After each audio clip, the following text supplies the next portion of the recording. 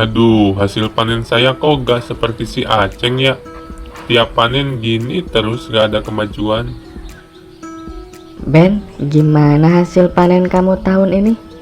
Ah, tetep aja gini gak ada perubahan.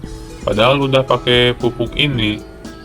Pantesan, saran saya nih, pakai pupuk merek enzim. Padi punya saya juga pakai itu, kelihatan kan hasilnya maksimal.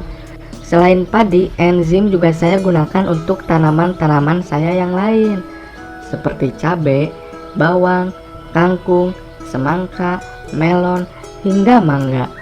Alhamdulillah hasil panennya selalu meningkat.